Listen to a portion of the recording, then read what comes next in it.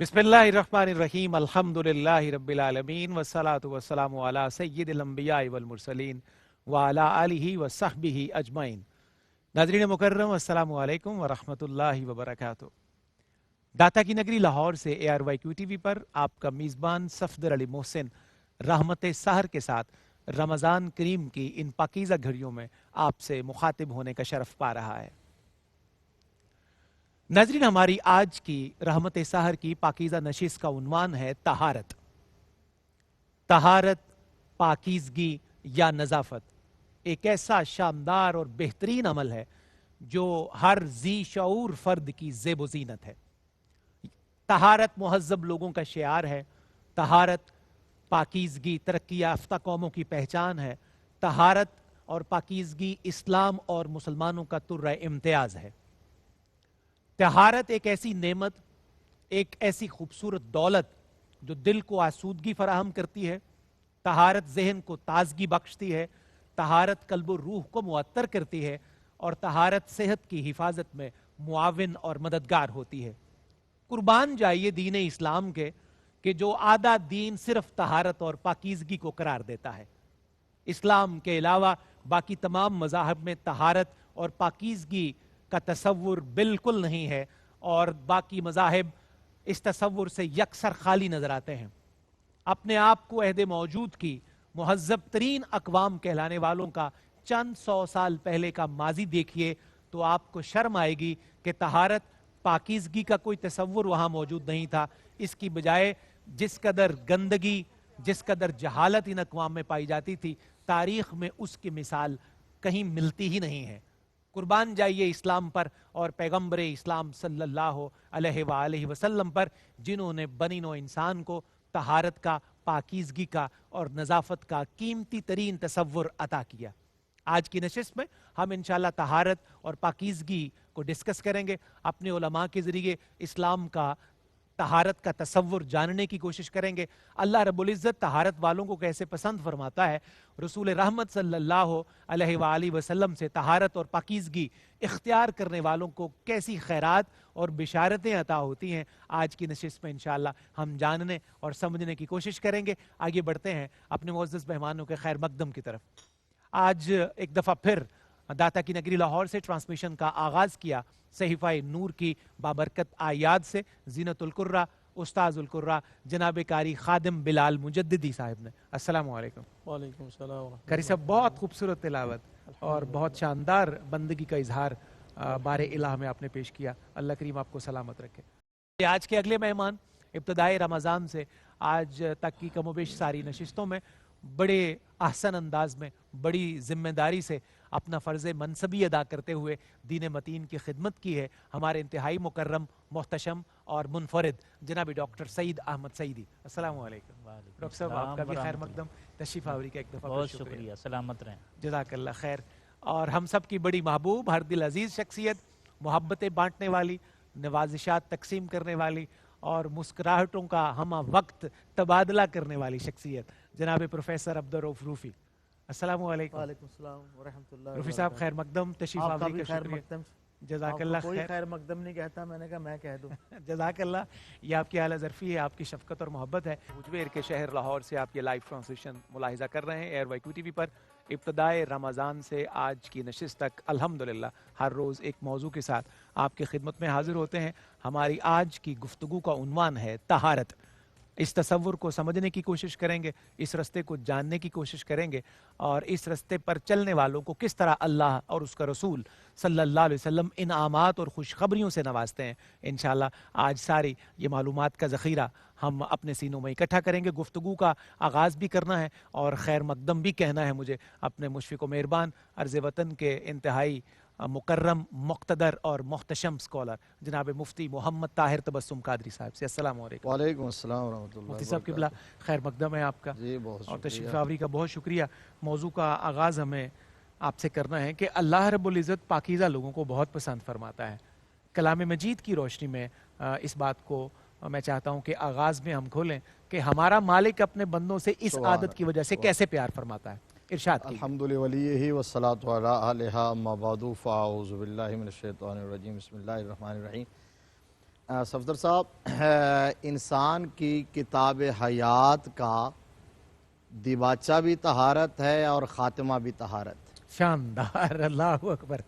جہاں سے انسانی زندگی کا زیست کا آغاز ہوتا ہے.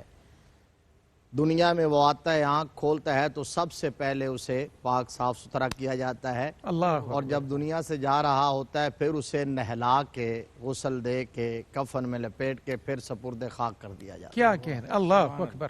تو اور دوسرا یہ بھی کہ آپ جب دنیا میں بچہ آتا ہے تو اس کو ان علائشوں سے پاک کرنا ہوتا ہے، اور اس کے لیے مسلمان ہونا، مومن ہونا ضروری نہیں. ہر انسان یہ چاہتا ہے کہ اب اس کو قدورتوں اور علائشوں سے پاک کر دیا جائے. اس کا مطلب یہ ہے کہ طہارت انسانی فطرت کے اندر ہے، بہت اچھا ہے. واہ اور وہی ہے فطرت اللہ التی فطر الناس علیہ. سبحان قرآن اللہ. مجید فرقان حمید برہان رشید میں اللہ تبارک و تعالیٰ نے ارشاد فرمایا ان اللہ یحب التوابین و یحب المتطہرین. سبحان اللہ، متطہرین. فرمایا اللہ تبارک و تعالیٰ توابین سے محبت رکھتا ہے اور متطہرین سے محبت رکھتا ہے. دونوں کو پسند کرتا ہے، جو توبہ کریں اور جو پاکی حاصل کریں. اللہ اکبر. اب اس ترتیب میں پہلے توابین کو اور پھر متطہرین کو رکھ کے ایک اور بہت بڑا قرآن پاک کے اسلوب نے مسئلہ حل کر دیا. توبہ کے بعد طہارت کو رکھا، وہ اس لیے کہ میرے نبی نے فرمایا التائب من الذنب کمن لا ذنب لہ. جو صدقے دل سے توبہ کر لیتا ہے سبحان اللہ، سبحان وہ اللہ. گناہوں سے ایسے پاک ہو جاتا ہے جیسے شکم مادر سے باہر آیا. اللہ اکبر. تو وہ پاک ہو گیا. آگے فرمایا پاک ہونے والوں سے اللہ محبت کرتا ہے. تو اس کا مطلب یہ ہے کہ طہارت کا کینوس بہت وسیع ہے، بہت اس کا اچھا ہے. مفہوم بہت وسیع ہے. شاندار. صرف ایک بات نہیں کہ آپ طہارت کو صرف اسی تک محدود کر لیں کہ آپ لباس کو پاک رکھیں، جسم کو، ظاہر کو پاک رکھیں. یہاں کہہ دیا گیا پہلے توابین اور پھر قرآن پاک میں ایک اور مقام پر ایک مسجد کا ذکر ہے. 2 مسجدیں 11ویں پارے میں. بسم اللہ. مسجد قباء شریف جو اسلام کی پہلی مسجد تھی، مدینہ المنورہ میں آقا علیہ السلام نے جس کی بنیاد رکھی، اور آج بھی حضور کے عاشق وہاں جاتے ہیں. کیا کہنا ہے. اس کے مقابلے میں ایک مسجد منافقین نے بنائی تھی جس کو مسجد درار کا نام دیا گیا، اور قرآن میں ہے درار. مسجد درار بھی قرآن میں. تو نبی رحمت صلی اللہ علیہ وسلم کو انہوں نے دعوت دی تھی کہ وہاں اس کی اوپننگ کر دیں. تو اللہ تبارک و تعالیٰ نے جبریل کو بھجوایا اور فرمایا محبوب اس مسجد میں نہیں جانا. لَمَسْجِدٌ أُسِّسَ عَلَى التَّقْوَى مِنْ أَوَّلِ يَوْمٍ أَحَقُّ أَن تَقُومَ فِيهِ. وہ مسجد جس کی پہلے دن سے ہی بنیاد تقوی پر ہے نا، وہ زیادہ حق رکھتی ہے کہ آپ اس میں تشریف لے جائیں. اللہ اکبر کبیرہ. تو جس مسجد نما عمارت کی بنیادی تخریب پر ہو، فساد پر ہو، فرمایا وہاں آپ نے نہیں جانا. اب اگلی بات، میرے رب نے یہ بھی فرما دیا محبوب جس مسجد کی طرف ہم آپ کو بھیج رہے ہیں فیہ رجال یحبون ان یتطہروا واللہ یحب المطہرین. فرمایا اس میں کچھ لوگ ایسے ہیں جو پاکیزگی اور طہارت کو بہت محبوب رکھتے ہیں، اور اللہ انہیں محبوب رکھتا ہے. جب یہ آیت نازل ہوئی، بس یہاں سمیٹ دیتا ہوں، جب یہ آیت نازل ہوئی نا تو نبی رحمت صلی اللہ علیہ وسلم نے اپنے اصحاب کو، اپنے غلاموں کو بلا لیا. بھائی تمہاری تو بڑی اپریسیشن آئی ہے آسمانوں سے، بھائی سبحان یہ اللہ. کیا کرتے ہو؟ طہارت تو ہم بھی حاصل کرتے ہیں. تو وہ کون سے لوگ ہیں جن کی اتنی تعریف آئی ہے؟ تو اس وقت انہوں نے عرض کیا آقا ہم جب ڈھیلے سے استنجا کر لیتے ہیں نا، مٹی کے ڈھیلے سے استنجا شرعی طور پر اس سے ہو جاتا ہے، جس طرح ٹیشو سے یا مٹی کے ڈھیلے سے. آقا ہمارا دل مطمئن نہیں ہوتا، ہم اس کے بعد پھر اپنے جسم کو پانی سے صاف کرتے ہیں، تب جا کے اطمینان قلب نصیب ہوتا ہے. تو میرے مصطفیٰ نے فرمایا تمہاری یہی ادا تو رب کو پسند آئی ہے، اسی لیے تو تمہاری تحسین فرمائی ہے. زندہ باد. مفتی صاحب سلامت رہیے. ڈاکٹر صاحب قبلہ ہمیشہ کی طرح ہمیں بہت اچھا پچ فراہم کر دیا ہے، اور مجھے اس جملے کا بہت مزہ آیا جو مفتی صاحب قبلہ نے کہا کہ طہارت کا کینوس بڑا وسیع ہے. جی سبحان یہ بڑا شاندار جملہ تھا، اور اسی کینوس کو ہم نے اپنے ناظرین تک رکھنا ہے کہ اس کینوس میں کون کون سے رنگ قدرت نے کہاں کہاں بھرے ہیں. ہم کوشش کریں گے کہ چند رنگوں سے ناظرین کا تعارف بھی کروائیں، اور اس سے اپنے قلب و روح کے لیے بھی ہم انشاءاللہ کچھ نہ کچھ حاصل کریں. اللہ جمیل و یحب الجمال. اللہ جمیل ہے اور اور جمال کو پسند کرتا ہے. میں چاہتا ہوں کہ اس بات کو تھوڑا سا اور کھولا جائے تاکہ یہاں جو جمالیاتی حس کی بارشیں ہیں وہ ذرا سیٹ پر بھی بہت زیادہ ہو جائیں اور اس کے اثرات جو ہیں وہ پوری دنیا تک ایئر وائی ٹی وی کے ذریعے پہنچے. کچھ ارشاد کیجئے اس بارے میں. دیکھیں جو قبلہ مفتی صاحب نے ارشاد فرمایا توابین اور متطہرین کا، توبہ باطن کی طہارت ہے درست. اور جسم کی طہارت کو ویسے متطہرین سے جو ہے خوبصورت وہ بیان کیا گیا ہے. باطن اگر پاک ہو جائے تو اس کے آگے سلسلے جو ہے وہ بہتری کی طرف جاتے ہیں. بالکل صحیح. اور باطن پاک ہوتا ہے احساس ندامت سے، اللہ اکبر. شرمندگی سے، اللہ اکبر. آنسو سے. اور یہ جب آنسو برستے ہیں تو دل کی زمین سے کفر، کینہ، نفاق یہ چیزیں جو ہے وہ پاک ہونا شروع ہو جاتی ہیں. یہ جو اللہ تعالیٰ کے محبوب علیہ السلام نے ارشاد فرمایا الطہور شطر الایمان. اللہ اکبر. امام غزالی رحمۃ اللہ علیہ فرماتے ہیں کہ یہ صرف جسم کی طہارت مراد نہیں ہے. بالکل ٹھیک. جسم اور لباس کو نجاست سے پاک کیا جائے، پہلا پہلو. اور اعضاء اور جوارح کو اللہ تعالیٰ کی نافرمانی سے پاک کیا جائے. بالکل صحیح. اور دل کو کینہ اور بغض اور حسد جیسی رذالتوں سے پاک کیا جائے. یعنی ظاہر کو بھی پاک کیا جائے اور باطن کو بھی پاک کیا جائے. باطن کو. تو پھر اس حدیث شریف کا ہاں، صحیح مطلب سامنے آئے گا. پہلے کیا ہو گیا؟ جسم کو اور لباس کو نجاست سے پاک کیا بالکل جائے، ٹھیک. اعضاء کو اور جوارح کو اللہ کی نافرمانی سے پاک کیا جائے، بالکل ٹھیک. دل کو کینہ، بغض اور حسد سے پاک کیا جائے، صحیح. اور روح کو غیر اللہ کی یاد سے پاک کیا جائے. اللہ اکبر. یہ ساری چیزیں جب پیک کو اللہ پہنچتی ہیں اکبر. تو پھر الطہور شطر الایمان، پھر انسان کو یہ مقام ملتا ہے کہ آدھا ایمان اس کا اس سے مکمل ہو جاتا ہے. اللہ اکبر. یہ ہے آدھا ایمان. یہ ہے آدھا ایمان. جہاں تک حسن والی بات ہے، آپ دیکھیں قرآن پاک میں اللہ تعالیٰ نے ایک جگہ نہیں متعدد جگہ پر اس لفظ کو استعمال فرمایا ہے. اور وہ حسن کو اتنا پسند کرتا ہے کہ وہ اپنے آپ کو احسن الخالقین کہتا ہے، کیا کہنے ہیں. اللہ اکبر. اور اپنی قدرت کے شاہکار کو احسن تقویم کہتا ہے. اور موت و حیات کی تخلیق کا مقصد بھی بیان کرتے ہوئے یہی فرماتا ہے لِيَبْلُوَكُمْ أَيُّكُمْ أَحْسَنُ عَمَلًا. اللہ وہ دیکھنا چاہتا ہے کہ عمل میں حسن کس کا بہتر ہے. تو یہ کیسے ہو سکتا ہے کہ غلاظت میں لتھڑا ہوا انسان حسن کے اس احسن تقویم کے معیار پر پورا اترے؟ جو آپ انٹرو میں بیان فرما رہے تھے، یورپ میں امجد حیات ملک نے نیو ورلڈ آرڈر اس کی کتاب ہے، اس نے لکھا کہ مقدس گندگی کہتے تھے. مقدس گندگی. اور وہ 70 سال 100 سال تک نہاتے نہیں تھے اور اس کو تقدس سمجھتے تھے، اور جو نہا لیتا تھا اس کو مسلمان سمجھ کے قتل کر دیتے تھے. یعنی یہ اسلام کی فطرت دیکھیں. اور اللہ تعالیٰ نے اس پر بحث نہیں کی بلکہ ارشاد فرمایا کہ جو وَمَن يَقْتَرِفْ حَسَنَةً، جو حسن والے عمل کی طرف آگے بڑھے گا نَزِدْ لَهُ فِيهَا حُسْنًا، ہم اس کے حسن میں اضافہ فرما دیں گے. کیا کہنا ہے. تو اسلام ہے ہی دین حسن، اسلام ہے ہی دین جمال. اور یہ خوبصورتیاں سمیٹ کر جو ہے اگر آپ کسی ایک مرکز پر دیکھنا چاہیں تو وہ مرکز ہے اسلام کا. اور اسلام کو سارے حسن ملتے ہیں. لَقَدْ كَانَ لَكُمْ فِي رَسُولِ اللَّهِ أُسْوَةٌ حَسَنَةٌ. تو یہ سارے کا سارا حسن ہے کائنات میں، اور یہی ربط ہے. حسن جس رنگ میں ہوتا ہے جہاں ہوتا ہے، اہل دل کے لیے سرمایہ جہاں ہوتا ہے. سبحان اللہ سبحان اللہ. مفتی صاحب قبلہ الحمدللہ آج پھر بڑی شاندار انداز میں موضوع کے اوپر جو ہے وہ تشریحات شروع کی ہیں. ابھی ڈاکٹر صاحب فرما رہے تھے آج بنیاد اتنی اچھی رکھتے ہیں پھر ہمارے لیے بہت آسانی ہو جاتی ہے. نوازی مفتی صاحب قبلہ آج جس طرح بھی ڈاکٹر صاحب فرما رہے تھے، آج جب اس موضوع کی تیاری کے لیے میں کچھ کتابیں کچھ آرٹیکلز پڑھنے کا اتفاق ہوا، تو جس طرح بھی مفتی صاحب ڈاکٹر صاحب قبلہ نے فرمایا کہ آج جو قومیں اپنے آپ کو مہذب دنیا کا چیمپئن کہتی ہیں، اور وہ کہتی ہیں کہ تہذیب ہمارے ہی قدموں سے پھوٹتی ہے اور مستند ہے میرا فرمایا ہوا کہ مصداق وہ سمجھتے ہیں کہ پوری دنیا ہمیں فالو کرتی ہے. صرف 200-300 سال ان کے پہلے کی حالت یہ تھی کہ میں ایک تاریخ میں پڑھ رہا تھا کہ جو پاپائے روم ہیں انہوں نے 1748 کا یہ واقعہ تھا، ایک مذہبی عدالت قائم کی اور اس عدالت میں جو غسل کرنے والے لوگ تھے ان کو باقاعدہ کافر قرار دے کر سزائے موت دی جاتی تھی اور 2000 بندے صرف 1 سال میں زندہ جلائے گئے تھے اس مذہبی عدالت کے احکامات کے ذریعے. یہ حالت تھا مہذب اقوام کا.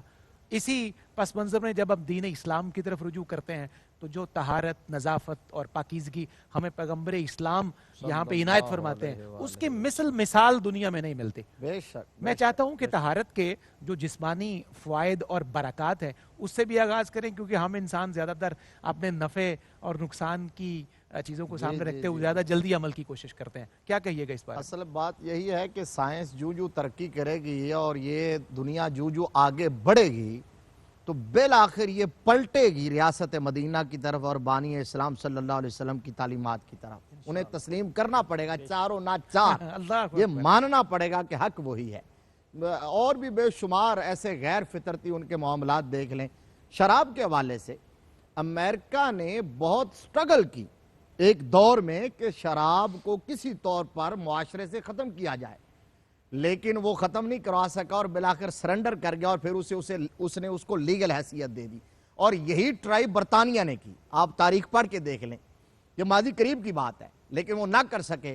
لیکن میرے مصطفیٰ کریم صلی اللہ علیہ وسلم نے اس سوسائٹی اور معاشرے میں جو رچ بس چکا تھا ایسے حکیمانہ انداز میں منع فرمایا ہے کہ پھر جب فائنلی آرڈر آیا تھا تو جس کے ہاتھ میں جام تھا وہ منہ کی طرف بڑھنے کی بجائے زمین پر پٹک دیا گیا اور مدینے کی گلیوں میں شراب یوں بہ رہی تھی جیسے سیلاب آیا ہوا ہے. یہی انسانی مساوات کا مسئلہ ہے.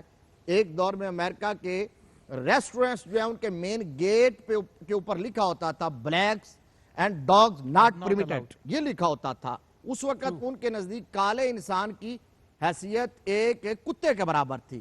تو اس وقت میرے نبی نے فرمایا تھا کسی کالے کو کسی گورے پر، کسی عربی کو کسی اجمی پر کوئی فوقیت حاصل نہیں ہے.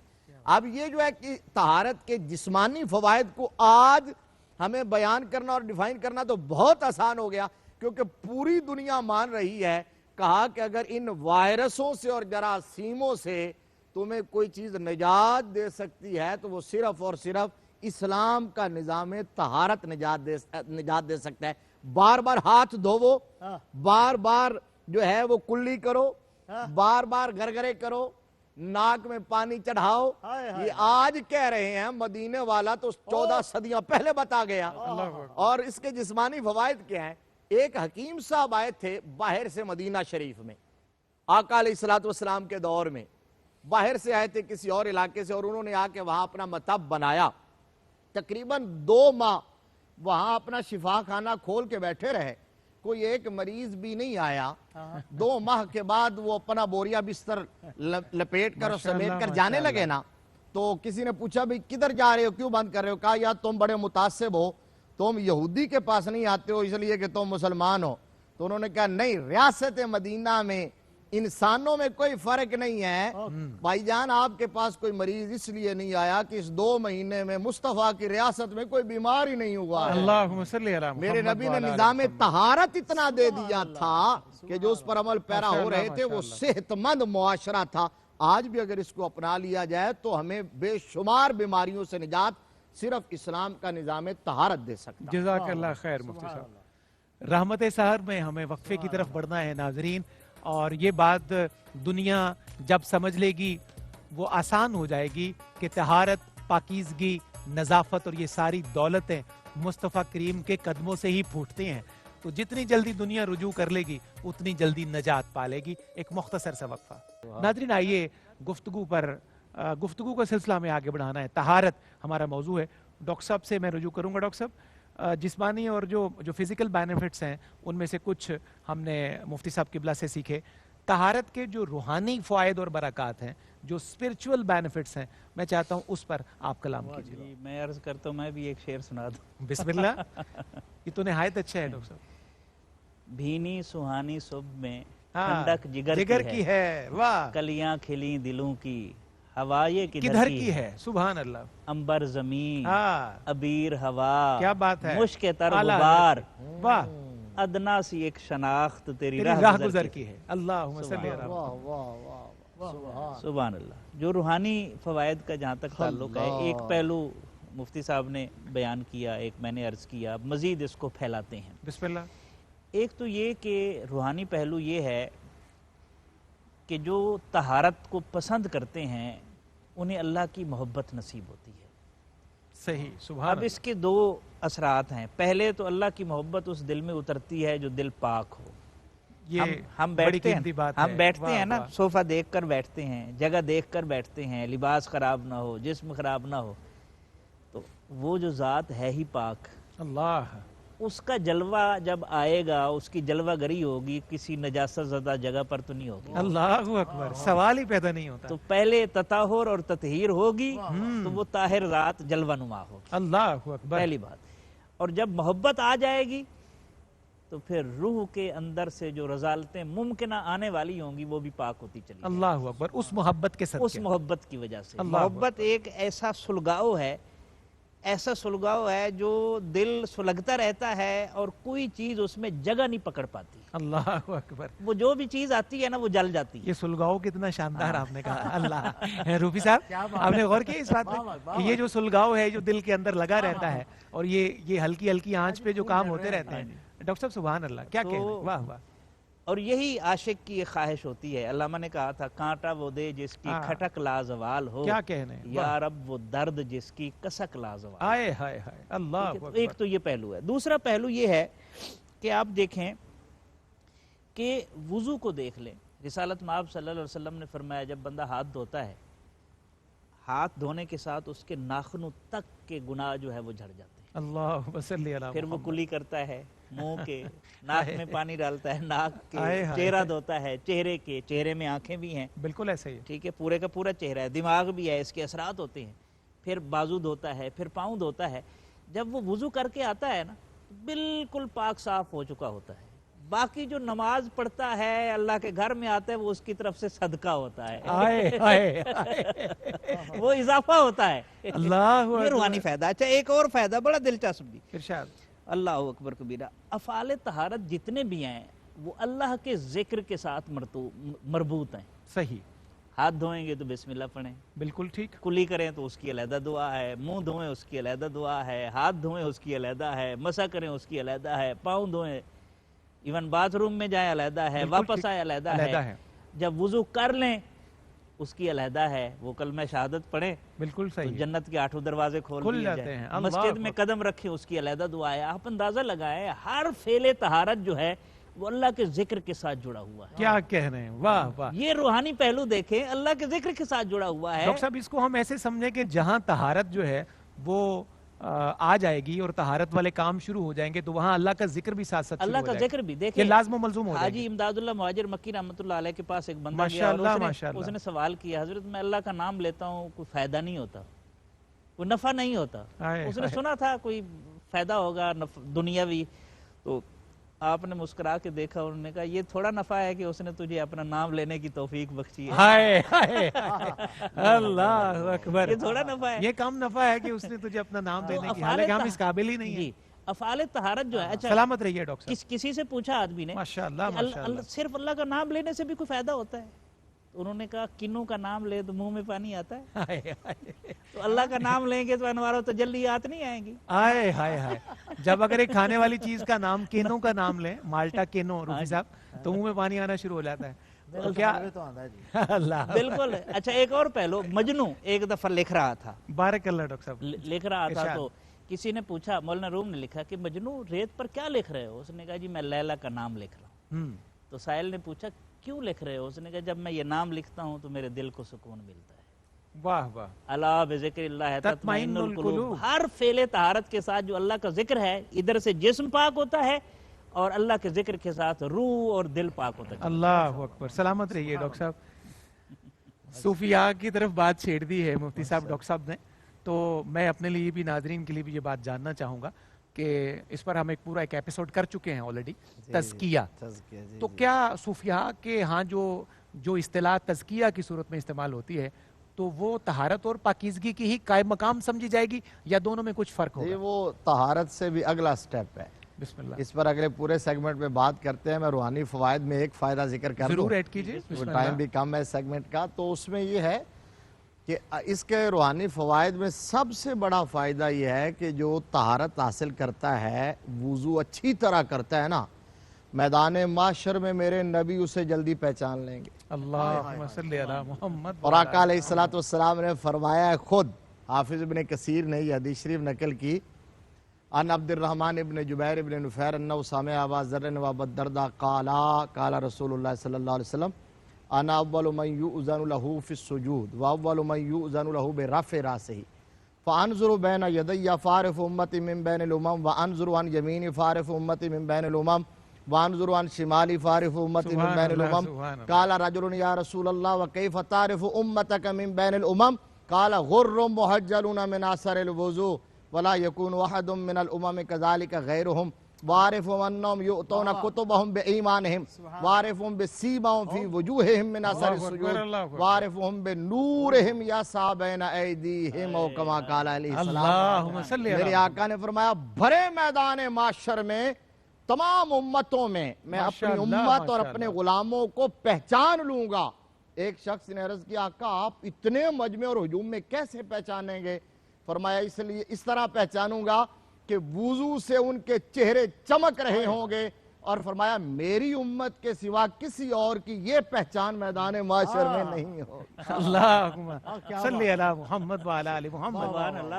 سبحان اللہ سبحان اللہ. کیا خوبصورت تلاوت کی ہے حدیث رسول صلی اللہ علیہ وآلہ وسلم کی, اور جتنی روانی کے ساتھ کی ہے ڈاکٹر صاحب. جس طرح ہمارے ہاں تلاوت کلام حکیم کا شوق اور شغف ہے, اے کاش کے حدیث کی تلاوت کا یہ شوق اور شغف بھی اسی طرح عام ہو جائے اور اس نور سے بھی ہم اکتساب فیض کر سکیں. ایک مختصر سا وقفہ رحمت سحر. ناظرین آئیے گفتگو کا سلسلہ ہم آگے بڑھاتے ہیں. مدینہ شریف کے ذکر کے بعد مفتی صاحب ایک سوال میرا آپ کی طرف اس کا جواب ڈیو تھا, تو میں نے سوچا کہ میں پہلے آپ سے رجوع کروں کہ جو تزکیہ کی ٹرم صوفیہ کے ہاں استعمال کی جاتی ہے, تو کیا یہ طہارت, پاکیزگی اور نظافت جو ہے یہ اس کا قائم مقام ہے؟ دونوں میں کچھ فرق ہے یا دونوں کے درجوں میں کچھ فرق ہے؟ اس کو کچھ بیان کریں. قرآن پاک سے اس حوالے سے بڑی واضح رہنمائی ملتی ہے. ایک آیہ کریمہ ہے, اللہ تبارک و تعالیٰ نے اپنے محبوب کو مخاطب کر کے یہ فرمایا خذ من اموالہم صدقۃ تطہرہم وتزکیہم بہا. محبوب اپنے ان غلاموں کے مالوں سے صدقہ لیں, ان کے مال سے صدقہ یعنی زکوٰۃ صدقہ لیں تو طاہرہم انہیں پاک کر دیں. واہ واہ. اب وہ مال سے جب صدقہ اور زکوٰۃ لے لیا پاک تو ہو گیا. آگے فرمایا وَتُزَكِّيهِمْ بِهَا, اور ان کا تزکیہ بھی کریں. اس کو الگ فرمایا. الگ فرمایا. اب کیا ہے تزکیہ کیا ہے؟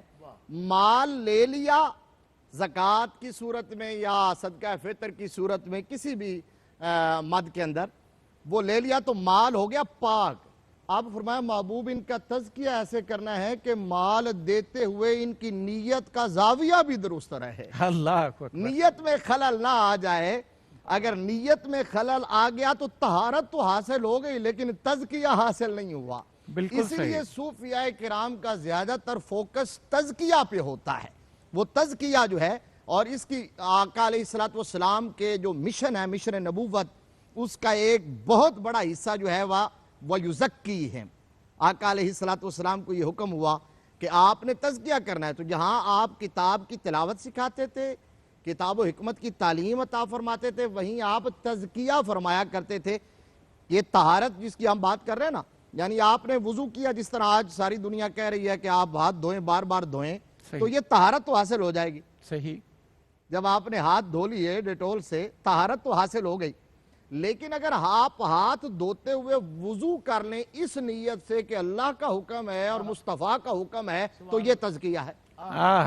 یہ تزکیہ ہے. اس کی مثال وہ بزرگوں نے دی ہے کہ کسی نے مکان بنایا تھا اور اس نے روشن دان رکھا تھا, تو بزرگ کو بلایا اور انہوں نے کہا کیوں رکھا ہے؟ تو کہا جی روشنی اور ہوا کے لیے. فرمایا بندہ خدا اگر نیت کر دیتا کہ اذان کی آواز آتی تو یہ عبادت بن جاتا. تو یہی اب یہی بات یاد رکھیے, صوفیاء کرام تزکیہ, طہارت بھی اور تزکیہ بھی, تصوف کی دونوں یہ بنیادیں ہیں.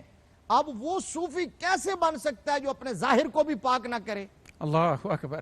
جس نے غسل نہ کیا ہو, جس نے وضو نہ کیا ہو, جس کے بال سجے سنورے نہ ہو, جس کا لباس پاک نہ ہو, وہ آلودگی سے لتھڑا ہوا ہو, کسی نالے کے کنارے اور سڑک کے کنارے بیٹھا اور لوگ اس کو ولی ماننا شروع کر دیتے ہیں جو اسلام. اسی طرح ایک یہ بھی صوفی نہیں ہو سکتا.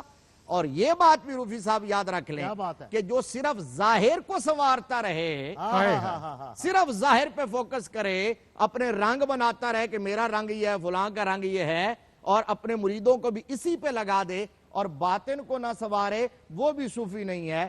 صوفی وہی ہوتا ہے جو پہلے ظاہر کو پاک کرتا ہے، پھر دل کو صاف کرتا ہے۔ بہت خوبصورت مفتی صاحب، جزاک اللہ خیر۔ ڈاکٹر صاحب، صوفیاء کا ذکر چل پڑا ہے اور پاکان امت کا اور مقبولان امت کا ذکر چل پڑا ہے، یہ اپنے مریدین کو اور اپنے ارادت مندوں کو طہارت کی تعلیم کیسے دیتے، پاکیزگی کیسے اختیار کرواتے، یا اس کو پریکٹیکلی کیسے ڈیمونسٹریٹ کرتے، کچھ اس کا منظرنامہ ہمارے سامنے لائیے۔ بہت اچھا سوال ہے، دو مثالیں رکھتا ہوں۔ بسم اللہ۔ صوفیاء کے ہاں طہارت تو ابتدائی منزل ہے نا جی، ٹھیک۔ اور تزکیہ پھر اس کے تزکیہ اور احسان کے مدارج ہیں، اور تزکیہ کی منزلوں سے گزرتے ہوئے صوفیاء تو پھر بڑی بڑی منزلوں تک پہنچے ہیں نا۔ مثلا حضرت ابو زکریا رازی رحمۃ اللہ علیہ، امام کشیری نے لکھا، ان کے ایک مرید تھے ابو تراب نقشبی رحمۃ اللہ، وہ ان کے سرانے کھڑے تھے۔ توبہ کرنے سے پہلے، مرشد کی بارگاہ میں آنے سے پہلے، ان کے کسی عورت سے تعلقات تھے۔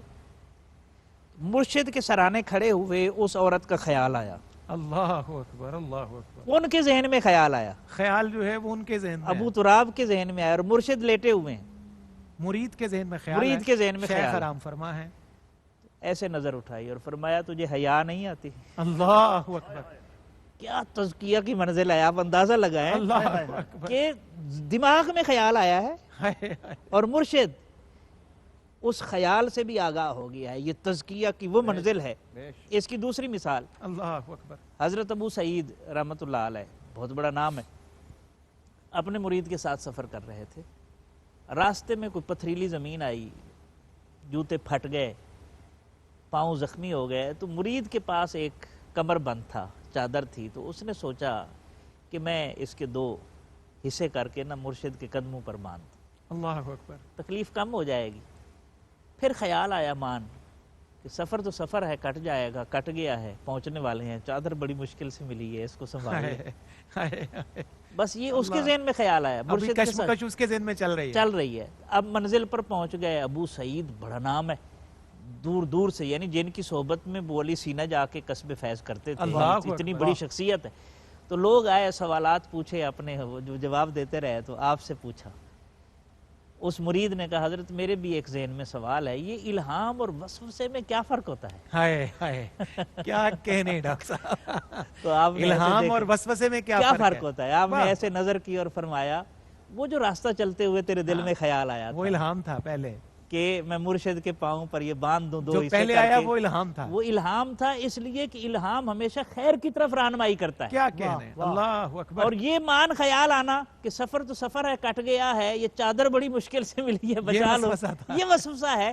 وسوسہ ہمیشہ خیر سے دور کرنے کا سبب بنتا ہے۔ اللہ اکبر، یہ تزکیے کی پھر یہ منزلیں طے ہوتی ہیں۔ حضرت جنید بغدادی رحمۃ اللہ علیہ ارشاد کی ہو۔ مثال بڑی خوبصورت، بسم اللہ۔ آپ گفتگو فرما رہے تھے اور آپ کے طلباء جو ہے اس کو لکھ رہے تھے، تو کسی اسٹوڈنٹ سے ایک جملہ مس ہوا، اس نے کہا حضور یہ جملہ ریپیٹ فرما دیں، اچھا، یہ مجھ سے رہ گیا ہے تاکہ میں اسے ضبط تحریر میں لے آؤں۔ اللہ تزکیہ کی منزل دیکھیں، فرمایا کاش ٹھنڈی آہ بھری، اور فرمایا کاش جنید اپنی مرضی سے بول رہا ہوتا تو دہرانے پر بھی قادر ہوتا۔ اللہ یہ اکبر زبان جنید کبیرہ، کی اور کلام رحمان فرمایا۔ ہائے ہائے، یہ تزکیہ کی وہ منزلیں ہیں، وہ جو مفتی صاحب قبلہ نے فرمایا کہ طہارت ابتدا ہے اور تزکیہ انتہا ہے، اور اس کی پھر کئی منزلیں ہیں۔ اللہ جو ظاہر کو پاک نہیں کر سکتے بیچارے، وہ باطن کو کیا پاک کریں گے؟ اور جو صرف باطن کی پاکیزگی کا دعویٰ کرتے ہیں اور ظاہر کو چھوڑ دیتے ہیں، تو وہ تو کنٹراڈکشن میں پھنس جاتے ہیں نا۔ جزاک دونوں اللہ چیزیں خیر، ضروری ہیں۔ سلامت رہیے ڈاکٹر صاحب۔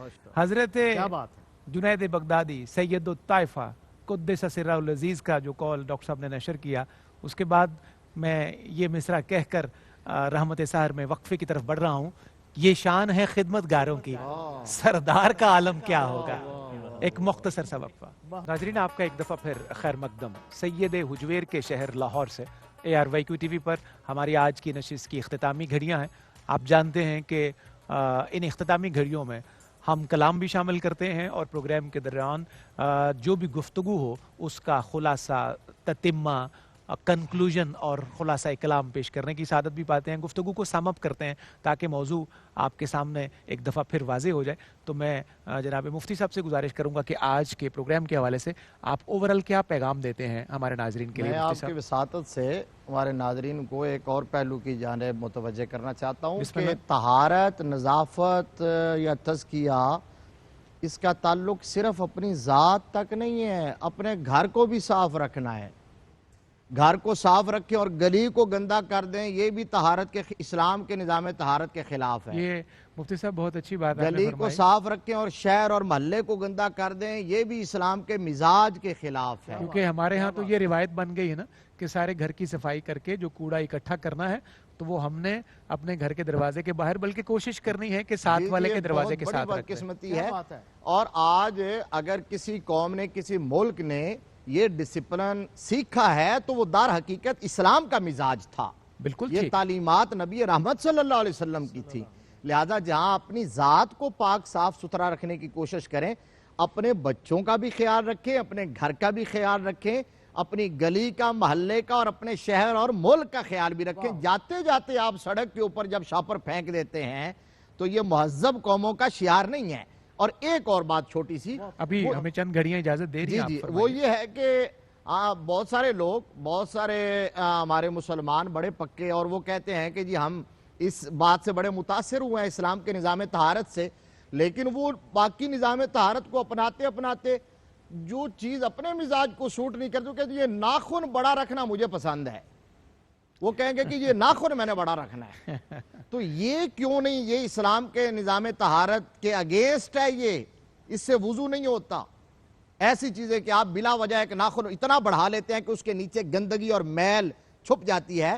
نبی رحمت صلی اللہ تعالیٰ علیہ وآلہ وسلم نے فرمایا ہے کہ تم میں سے کوئی شخص اس وقت تک کامل مومن نہیں ہو سکتا جب تک کہ اپنی خواہش کو میری تعلیم کے تابع نہیں کر دیتا. اللہ اکبر. لہٰذا اپنی خواہش نفس جو ہے اس کو دین نہ بنائیں, بلکہ دین وہ ہے جو میرے مصطفیٰ نے دیا, اور اپنی خواہش کو اس کے تابع کر دیں. یعنی ادخلوا فی السلم کافہ, پیک اینڈ چوز والا مسئلہ نہیں ہے کہ جو اپنے مزاج کو سوٹ کرے. کل حزب بما لدیہم فرحون, قرآن کہتا ہے کہ ہر جماعت اس کے پاس جو کچھ ہے وہ اس پر خوش ہے, کہ جو میں کر رہا ہوں یہ غلطی نہیں ہے, جو میں کر رہا ہوں یہ جرم نہیں ہے. ہم دوسرے کی طرف دیکھتے ہیں. لہٰذا آپ اپنے آپ کو سدھاریں. ناخن کاٹنا, بڑے ہوئے بال کاٹنا, یہ ساری چیزیں اسلام کے نظام طہارت میں داخل اور شامل ہیں. جزاک اللہ خیر. ڈاکٹر صاحب قبلہ, جس طرح مفتی صاحب نے ابھی فرمایا کہ دین کو صرف اپنی سہولت کا نام دے کر استعمال نہیں کرنا چاہیے, آج کی اس پوری ٹرانسمیشن کا اور پورے موضوع کو آپ کیسے سم اپ کرتے ہیں ہمارے ناظرین کے لیے, آپ پیغام کیا نشر کرتے ہیں؟ ایک تو یہ کہ جیسا مفتی صاحب نے فرمایا, دین کو اپنے مزاج کے تابع نہیں کرنا چاہیے بلکہ مزاج کو دین کے تابع کرنا چاہیے. خوبصورت. دو تین پہلو طہارت کے حوالے سے میں عرض کرتا ہوں. ایک تو یہ کہ ہر مربع سینٹی میٹر میں لاکھوں جراثیم, بیکٹیریاز, وائرسز موجود ہوتے ہیں. بالکل ٹھیک. اور وہ سب سے زیادہ متاثر کرتے ہیں اعضائے وضو کو. آپ دیکھیں پانی کے ضیاع سے اسلام منع کرتا ہے. دریا پر بھی بیٹھے ہوئے ہیں تو پانی ضائع نہیں کریں گے آپ, بالکل صحیح, لیکن وضو علی الوضو کو پسند کیا ہے کہ پہلے باوضو ہیں آپ دوبارہ وضو کرتے ہیں, تو اس کی تحسین کی گئی ہے. سبحان اللہ. یہ مستحب ہے. اور آج کی سائنس نے یہ ثابت کیا ہے کہ جو آدمی وضو کی عادت بنا لیتا ہے اور غسل کی عادت بنا لیتا ہے پراپر, تو وہ سکن کینسر سے محفوظ ہو جاتا ہے. اللہ اکبر. ٹھیک ہے. اللہ اکبر. اسی طرح جو شخص وضو کی عادت بنا لیتا ہے وہ نفسیاتی بیماریوں سے اور وہم کی بیماری سے محفوظ ہو جاتا ہے. اللہ اکبر. اور تیسرا, جو مسواک کی عادت بنا لیتا ہے وہ بلڈ کینسر سے محفوظ ہو جاتا ہے. اللہ, یہ اتنے بڑے امراض ہیں جس میں اس وقت ہم شکار ہیں. اور دوسرا یہ کہ شریعت نے جن جن چیزوں کو, وہ آپ کے غیر ضروری بال ہوں, وہ آپ کے ناخن ہوں, یا باقی چیزیں جو اسلام نے کہی ہیں, یہ وہ جگہ ہیں جہاں پر جراثیم اکٹھے ہو سکتے ہیں. آپ کے وجود کو بھی بیماری کا شکار کر سکتے ہیں اور آپ کے سبب سے خاندان میں بھی وہ بیماریاں پھیل سکتی ہیں. اس لیے شریعت نے تحسین فرمائی ہے ایسی چیزوں کی, اور باقاعدہ اسے شریعت کا حصہ اور فطرت کہا ہے. ابراہیم علیہ مثلا ناخن تراشنا ہے, مونچھوں کے بال ترشوانا ہے, داڑھی کی سیٹنگ ہے, باقی جو معاملات ہیں, یہ فطرت کہا ہے اور حضرت ابراہیم علیہ السلام کی سنت قرار دیا ہے، تو جو ان چیزوں کو چھوڑتا ہے وہ فطرت کے خلاف جاتا ہے، اور جو فطرت کے خلاف جاتا ہے وہ ہمیشہ شکست کھاتا ہے، وہ کبھی فتح یاب نہیں ہوتا۔ جزاک اللہ خیر ڈاکٹر صاحب۔ پیغامات ناظرین آپ نے موصول کی، اللہ کریم ہمیں عمل کی شاہراہ پر چلنا نصیب فرمائے۔ یہ وقت ہے یہاں پہ رحمت سحر میں دعا کا، دعا برائے شفا۔ حضرت علامہ محمد شہزاد مجددی کے لیے بھی ہم بہت دنوں سے دعا کر رہے ہیں، اور ناظرین آج بالخصوص میں آپ سب سے آمین کی خواہش کروں گا، التجا کروں گا۔ چیئرمین ایئر وائی کیو ٹی وی ہمارے انتہائی مکرم بزرگ جناب حاجی عبدالرؤف صاحب کے ایک درینہ دوست، جن سے بڑی محبت کا رشتہ ہے ہمارے قبلہ حاجی صاحب کا، حاجی محمد امین جاپان بیٹری والے، وہ بہت شدید علیل ہیں، ہاسپٹلائزڈ ہیں۔ ہمیں درد دل سے اس دعا پر آمین کہنا ہے کہ اللہ انہیں بھی شفا عطا فرمائے۔ میں مفتی صاحب سے گزارش کروں گا کہ وہ دعا کے لیے ہاتھ بلند کریں۔ اللہم صلی وسلم علی سیدنا مولانا محمد وعلی آل سیدنا مولانا محمد وبارک وسلم علیہ۔ یا اللہ، ماہ رمضان المبارک کے عشرہ مغفرت کی ان مقدس گھڑیوں کے طفیل امت کے تمام بیماروں کو شفا عطا فرما، خصوصاً علامہ محمد شہزاد مجددی صاحب اور حاجی محمد امین صاحب کو صحت کلی عطا فرما۔ یا اللہ انہیں تمام روحانی جسمانی بیماریوں سے شفا عطا فرما۔ حاجی عبدالرؤف صاحب کو اور ان کے اہل خانہ کو صحت و سلامتی عطا فرما۔ یا اللہ پاکستان اور اہل پاکستان کو کورونا اور اس جیسی تمام وباؤں سے ہمیشہ کے لیے محفوظ فرما۔ وصلی اللہ تعالی علی خیر خلقہ محمد وعلی آلہ واصحابہ وآل بیتہ اجمعین برحمتک یا ارحم۔ ناظرین مکرم، اختتامی گھڑیاں ہیں ہماری آج کی ٹرانسمیشن کی۔ روفی صاحب کے کلام سے ہم یہاں سے رخصت ہوں گے، اس سے پہلے میں انتہائی شکر گزار مفتی صاحب قبلہ آپ کا، ڈاکٹر صاحب قبلہ آپ کا، روفی صاحب کا۔ اللہ کریم آپ کو اپنی بارگاہ سے اور اپنے حبیب علیہ السلام کی بارگاہ سے بہترین خیرات عطا کرے۔ مختصر سے کلمات فقیر کی حاضری کے استغاثہ ہے سلطان نعت حضرت ریاض حسین چودھری علیہ رحمہ کا، ان کے چند کلمات سماعت کیجئے، پھر انشاءاللہ روفی صاحب کی طرف بڑھتے ہیں۔ اے واقف رموز حقیقت کرم کرم، تقدیس و آبرو نبوت کرم کرم، آثار حرف نو کی بلاغت کرم کرم، ابواب زندگی کی ضمانت کرم کرم، انوار روز و شب کی وجاہت کرم کرم، ہر دود کی شدید ضرورت کرم کرم، گنج شعور و معدن و حکمت کرم کرم، اقلیم جان و دل کی حکومت کرم کرم، توحید کے گلاب کی ندرت کرم کرم، قرآن کی جیتی جاگتی صورت کرم کرم، ارض و سما ہے آپ کے قدمین کا غبار، مقصود و منتہائے مشیت کرم کرم، امن و سلامتی کے علمدار مرحبا، امن و سلامتی کے علمدار مرحبا، تا حشر عافیت کی ضمانت کرم کرم، تا حشر عافیت کی ضمانت کرم کرم، تا حشر عافیت کی ضمانت کرم کرم، اپنے غلام زادوں کے احوال پر نظر،